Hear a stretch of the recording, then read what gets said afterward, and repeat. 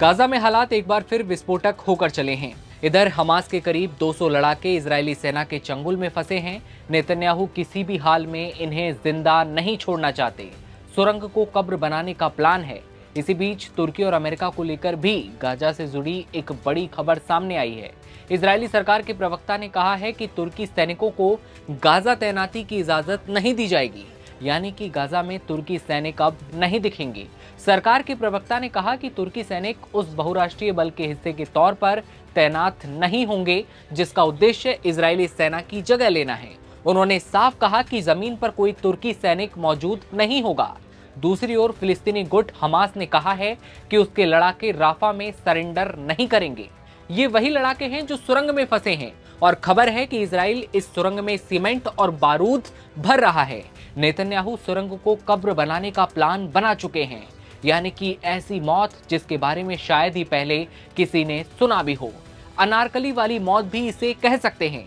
आपको याद होगा, अनारकली को मुगल सम्राट अकबर ने जिंदा ईंटों से चुनवा दिया था। ये मोहब्बत की सजा थी, लेकिन यहाँ ये सजा 200 लड़ाकों को दी जा रही है।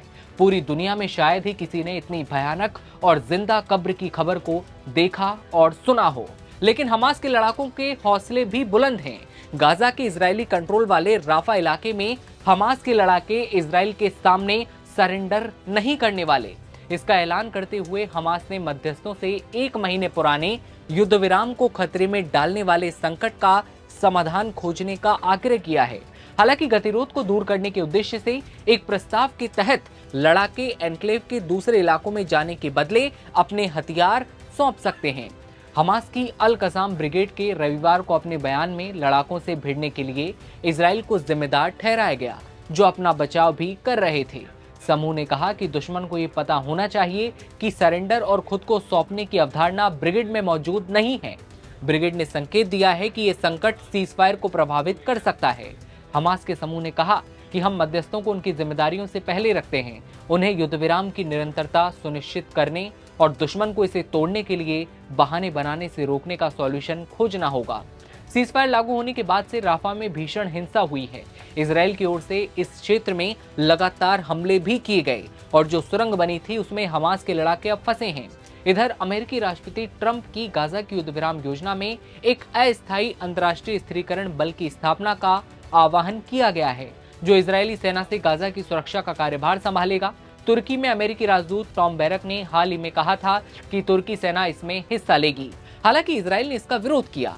इससे पहले अमेरिकी उपराष्ट्रपति जेडी वेंस ने कहा कि इस मुद्दे पर इजराइल कोई दबाव नहीं डालेगा, लेकिन उसके बावजूद इजराइल और हमास के बीच लगातार हिंसक और बयानबाजी दोनों सामने आ रही हैं। लेकिन नेतन्याहू साफ कह चुके हैं। नेतन्याहू ने पहले कहा था कि हथियार सौंप दीजिए, हथियार डाल दीजिए, लेकिन हमास के लड़ाकों ने हथियार डालने या फिर सरेंडर करने के पीछे किसी भी तरह की बात नहीं की और साफ तौर पर कहा कि हम हथियार नहीं सौंपेंगे। लेकिन ये तो देखने वाली बात होगी ये अब कहां तक जाएगी, क्योंकि इजराइल साफ तौर पर प्लान बना चुका है सुरंगों में सीमेंट और बारूद भरने का। क्या है आपकी राय इस खबर पर? कमेंट सेक्शन में बताइए और देश दुनिया की हर खबर सबसे पहले देखते रहने के लिए बने रहिए नवभारत टाइम्स के साथ। नमस्कार।